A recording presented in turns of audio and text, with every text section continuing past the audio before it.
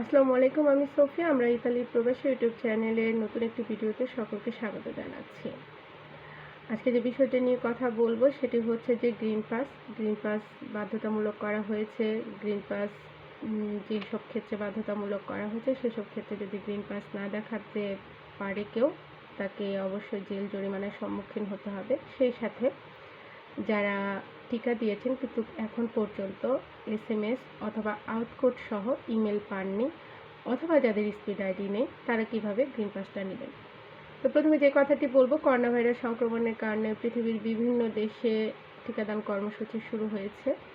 সেই সাথে একটি বিষয় যেটি আমরা দেখছি, করোনা ভাইরাসের শুরু থেকে আমাদেরকে মাস্ক পরাটা বাধ্যতামূলক করা হয়েছে। এখন মাস্ক পরাটা ধীরে ধীরে আমাদের জীবনে একটি অংশ হয়ে দাঁড়িয়েছে।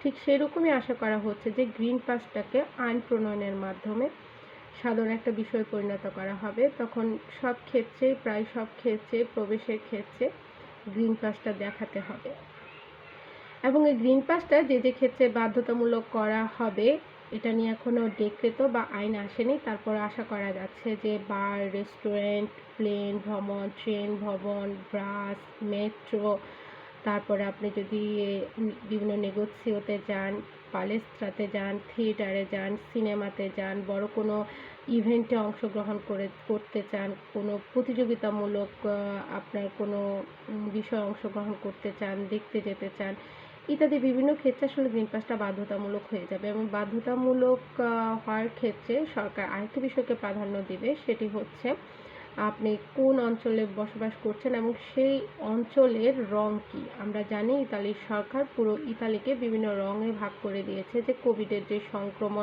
সংক্রমিত রোগীর সংখ্যা, সেই সাথে প্রতিদিন যে সোয়াব টেস্ট করা হয়, সেই সোয়াব টেস্টের প্রেক্ষিতে করোনা পজিটিভ রোগীর সংখ্যা, এখন আবার নতুন করে যারা ফার্স্ট ডোজ টিকা নিয়েছেন, বিভিন্ন অঞ্চলে কতজন মানুষ ফার্স্ট ডোজ টিকার আন্ডারে এসেছে, কতজন সেকেন্ড ডোজের আন্ডারে এসেছে, ইত্যাদি সবগুলো বিষয়ের প্রেক্ষিতে আসলে গ্রিন পাসটাকে বাধ্যতামূলক করার কথা বিবেচনা করা হচ্ছে। তো যারা আসলে সরকার সেই সাথে বলছে, যারা গ্রিন পাসটা যে যে ক্ষেত্রে বাধ্যতামূলক করা হবে সেক্ষেত্রে যদি গ্রিন পাসটা না নেয় বা না দেখাতে পারে, সরকার 400 ইউরো পর্যন্ত জরিমানার বিধান রাখতে পারে। এছাড়া বলা হচ্ছে যে যেই জরিমানাটা আসবে সেটি 5 দিনের মধ্যে পরিশোধ করতে হবে, অথবা 5 দিনের জন্য লোকাল যে থানা রয়েছে সেই থানায় 5 দিনের জন্য জেলেও পাঠাতে পারে। এই তো বলে দিলাম আপনাদেরকে আমি জেল ও জরিমানা বিষয় প্রসঙ্গে। এবার আসা যাক, যেহেতু গ্রিন পাস বাধ্যতামূলক হতে যাচ্ছে এবং এই গ্রিন পাসটা আমাদেরকে নিতেই হবে, এটা নেওয়ার জন্য টিকা অবশ্যই নিতে হবে, এবং টিকা দেওয়া ছাড়া আমরা গ্রিন পাস পাবো না। গ্রিন পাস ছাড়া বিভিন্ন জায়গায় আমাদের অ্যাক্সেস হবে না, এবং যে যে ক্ষেত্রে আমরা গ্রিন পাস দেখাতে পারবো না সেই ক্ষেত্রে যদি গ্রিন পাসটা বাধ্যতামূলক হয় সেক্ষেত্রে আমাদেরকে জরিমানাটা দিতে হবে, অথবা জেলেও যেতে হতে পারে। এই সার্বিক পরিস্থিতিতে যারা করোনার একটি ডোজ টিকা নিয়েছেন অথবা দুটি ডোজ টিকা নিয়েছেন কিন্তু এখনও তাদের কাছে কোনো এসএমএস অথবা আউটপুট সহ কোনো ইমেল আসেনি, অথবা তাদের স্পিড আইডি নেই, তাদের করণীয় কী? সবার আগে যেটা, আপনি যখন ফার্স্ট ডোজ টিকা নেবেন বা সেকেন্ড ডোজ টিকা নেবেন, সেক্ষেত্রে আপনার কাছে এসএমএস অথবা আউটপুট সহ ইমেল আসুক বা না আসুক, আপনার গ্রিন পাসের প্রকৃত অবস্থান কি, আপনার জন্য গ্রিন পাসটা আসলে জারি হয়েছে কিনা, গ্রিন পাসটার কি অবস্থা বা অবস্থান, এগুলো দেখার জন্য আপনি ফোনে যে ইও অ্যাপ রয়েছে ওটা স্কারিকারে করতে পারেন। এছাড়া সরকারের ডিজিটাল গ্রিন সার্টিফিকেশন একটি সাইট রয়েছে, ওই সাইটে গিয়ে আপনি আপনার গ্রিন পাসের অবস্থান দেখতে পারেন। এই দুটি জায়গায় আপনি যখন আপনার গ্রিন পাসের অবস্থান দেখতে যাবেন সেক্ষেত্রে আপনার স্পিড আইডি অবশ্যই থাকতে হবে। স্পিড আইডি ছাড়া আপনি কিন্তু দেখতে পারবেন না।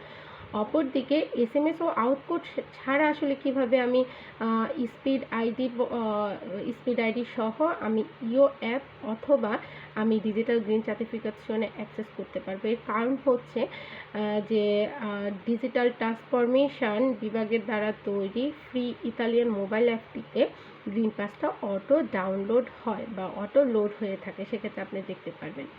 এবার আসা যাক, যাদের এই স্পিড আইডিটিও নেই এবং ইও অ্যাপ অথবা গ্রিন সার্টিফিকেশন এই সাইটে গিয়েও দেখতে পাচ্ছেন না, তারা আসলে কী করবেন? তাদের জন্য সরকার যে সুবিধা রেখেছে তা হচ্ছে আপনার 1500, আমি আবারও বলছি 1500 এই নাম্বারে আপনি কল দিয়ে কল সেন্টারে কথা বলতে পারেন। এবং যখন আপনি এই নাম্বারে কল দিবেন, কল সেন্টারে কথা বলবেন, অবশ্যই আপনার হাতের কাছে আপনার মেডিকেল কার্ড বা তেসেরা সানিতারিয়া অবশ্যই রাখবেন।